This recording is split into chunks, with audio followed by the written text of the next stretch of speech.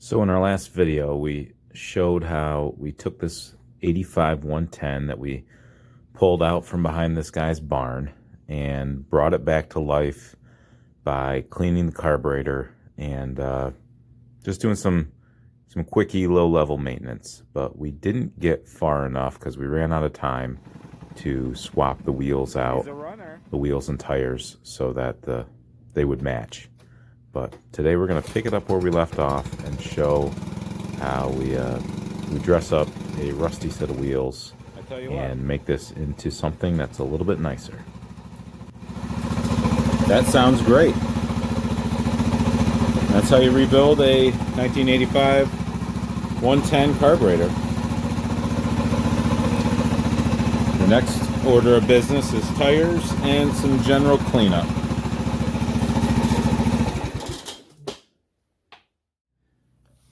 So these are the rear wheels and tires off this 110.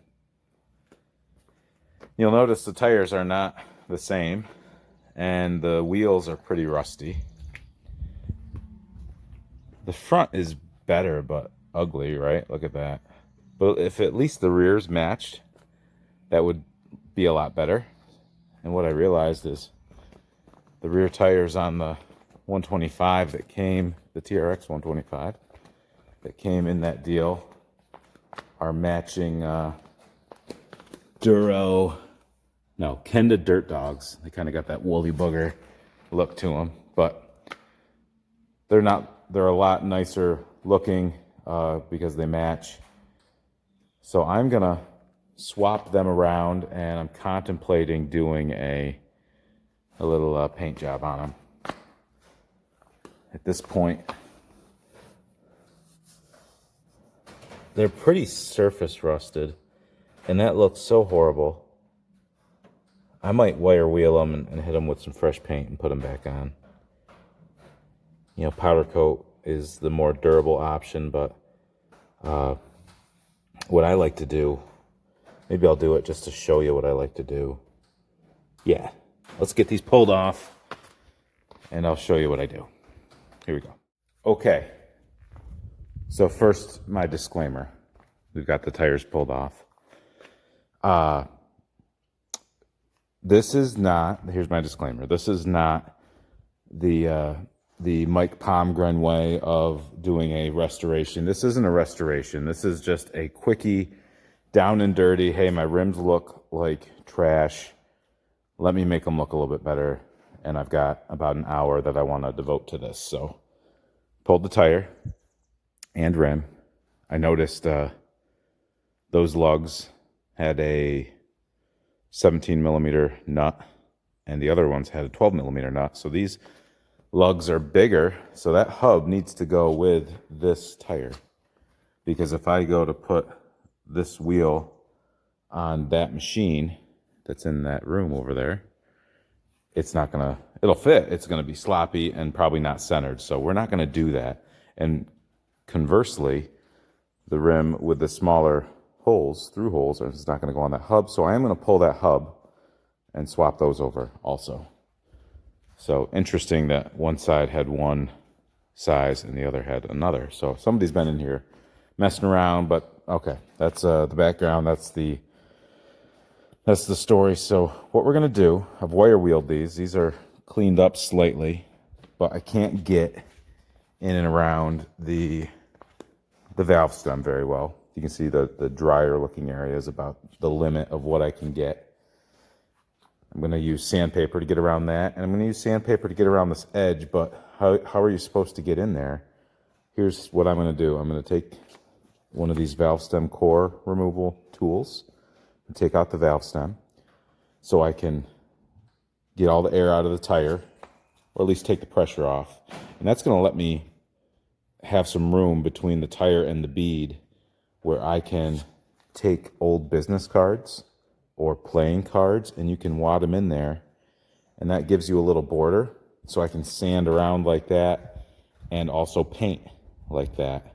And what I do, I'll show you when we get to painting what I do. So here we go. So that just slides on there. You start backing it out. After a while, you'll start hearing it hiss. It's a lot easier with two hands.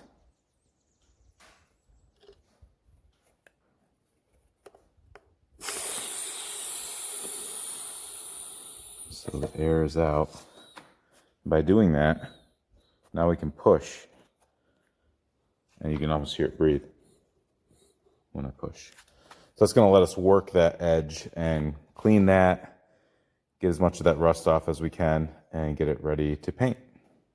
And I'll bring it up when we do that. All right, I've moved inside so I can, I broke the bead down on the outside so I could have better access to that lip of the rim so I could clean it up. And that kind of defeats the quote-unquote technique I was going to show you, but I'll show you on the other side. I didn't break the bead on the inside because it wasn't as bad, and I didn't need to. So if you haven't seen my bead breaker, I'll post a video of it here showing you how it works. It's a K&L bead buster, I think. Really works nice. And really, I haven't encountered a bead I haven't been able to break on it yet. So now that I've said that, we'll see what happens. But I'm going to put some masking tape around the valve stem. And I've wiped this down. I've blown it out and I've wiped it down with alcohol, so I'm trying not to touch it too much. I'm going to wrap the valve stem with some masking tape. And I'm going to drape a cut up garbage bag around this and prime it. But I'll probably move it away from some of these guys when I do that. Here we go. Okay, this is the third wheel, the front wheel that was on the 110. So I have wire wheeled it. I have sanded it with 180 grit. I've wiped it down with alcohol. It's still showing rust, right? I'm not doing a restoration here, keeping that in mind. I'm just, you know, I'm about 2 hours or so into this little exercise, so I don't want to spend a whole lot more time on prep. And making that compromise means, you know, maybe this doesn't last as long as it would otherwise, but I'm willing to do that because this is not a keeper, and this is probably a rider for somebody, but this is going to make it look a whole lot nicer. So what I have here are old business cards of mine that, and we changed the address or changed the logo. And what I'm going to try to do one-handed is push down on the tire and slide that in behind the rim, the bead of the rim, and do this all the way around. I'll tell you what, I'm going to do this and I'll come back at you in a second and show you the finished product.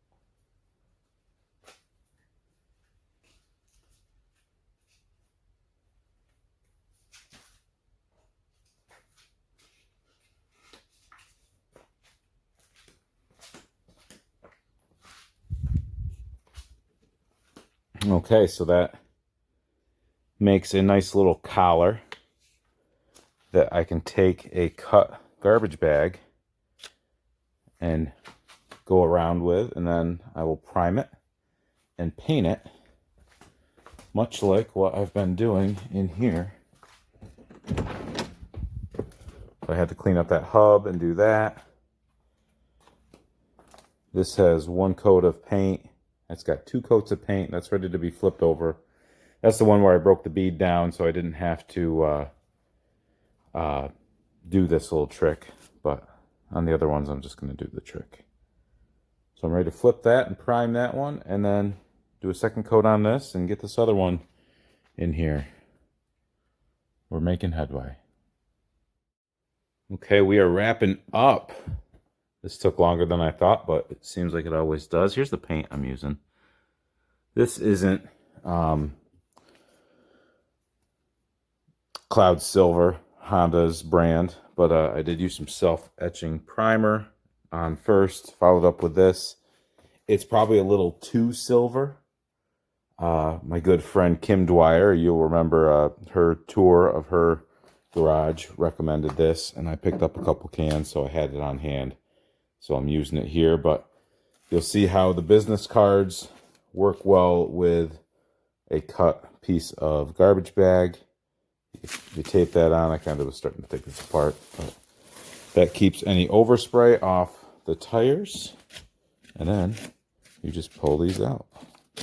Sometimes you got to help them a little bit, but this is the front tire. I left this on in case I needed to hit it again, and I kind of do. I'm going to hit that just with a little extra. I think I saw.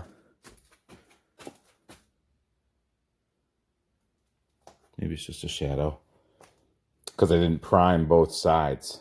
Tip: prime everything first, because this side was painted, and then I had to prime from the other side. So I'll give that a once over before I mount it. Let me show you the machine. We're popping a wheelie here.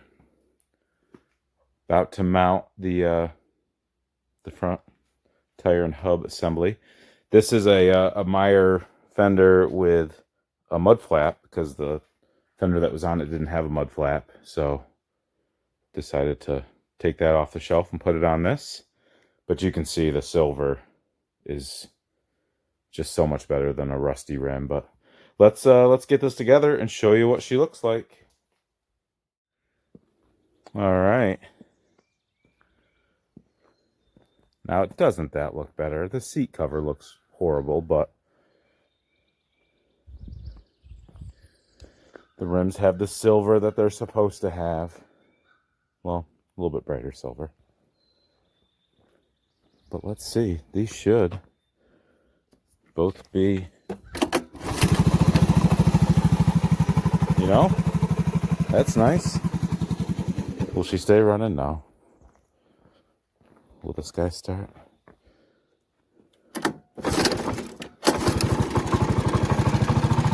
A 1 pull and a 2 pull.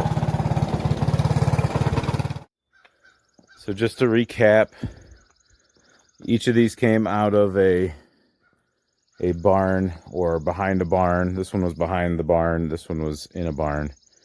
And this one needed a little bit of a carb clean. The gas tank was cleaned out. I didn't use acid or anything like that. Just cleaned it out. Put the different tires on it. Cleaned those before I did it. I've been looking at seat covers. I might swap the seat cover back to a stock looking one. And but this is for sale right now. Check out my Instagram for that. This will be for sale this afternoon. I'm going to take some pictures right now of it as it sits. I hesitate to even endeavor to do a seat cover on this, because the seat pan is, there's some of it right there. That was probably one of the teeth that held that seat cover on, so that is failing. So very respectable machine outside of that, but there is some corrosion issues. So, but that's what I have to show you on these beauties. Let's close this out. Thank you guys so much for watching. I appreciate you. And if you enjoyed this, I'm glad. This isn't definitely restoration level work. This is quickie, down and dirty. Let's make them look a little bit better than they were, so we can send them on to new homes. But you know, if you are a professional restorer, don't cringe. Your work, I'm sure, is better than mine. So this is a great example of what not to do. So guess that's it for now. Not sure what's coming up next, but I'm sure you guys have liked and subscribed so you won't miss it. And we'll catch you there. Thank you.